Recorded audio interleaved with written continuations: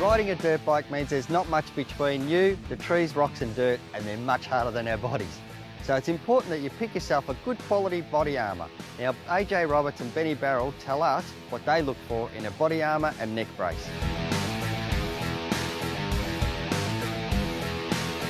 I can tell you now, I don't even jump on a bike to quickly test it without all my gear, because half the time that's most likely when you're going to have your accident.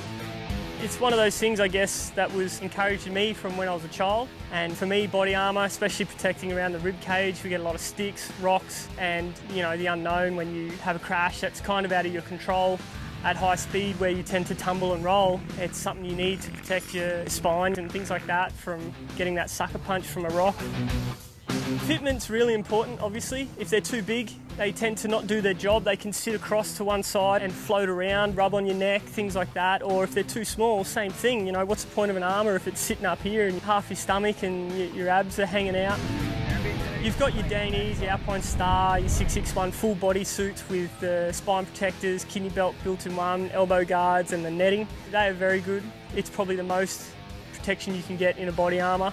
For obvious reasons, you'll pay more. Then you move on to your sort of plastic chest roost protectors, which come with good shoulder protection, chest and back, but no real arm protection. And then there's just a straight up roost guards, which they don't do much more than limited protection for your chest. There's a vast range of armour out there, and I think if you're going into a shop knowing that you wear a kidney belt, and try it on with it. And same thing with a helmet. Some armours sit quite high, try it on with it, make sure you can actually move your head and things like that, because mobility is very important as well.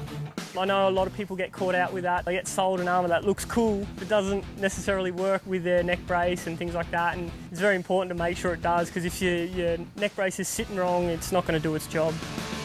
You've only got one neck, one back, and you need to save it as much as you can. If you crash hard or something like that and break your back or your neck, you're pretty well history. So, the importance to me is just to protect the neck and back, So I think it's an important thing to wear. I've just been brought up with it pretty much. My dad bought it for me when they first sort of came onto the scene, and I haven't really got rid of it. It's sort of more impact on top of your head, so if you land on your head, instead of scrunching your neck, it sort of spreads the load across your shoulders and that kind of thing.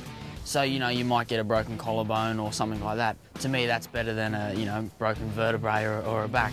It's just a matter of getting used to it, putting up with a bit of uncomfortable. It's a bit like wearing a pair of shoes, you just get used to them.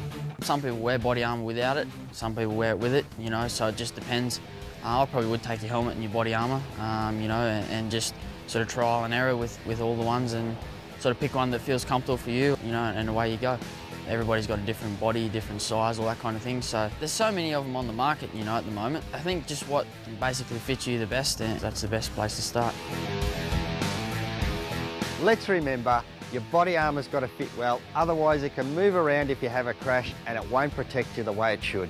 Body armour should protect your chest, elbows, shoulders and most importantly your spine. And always look for the CE mark on impact protection gear. It indicates that the equipment complies with European safety standards.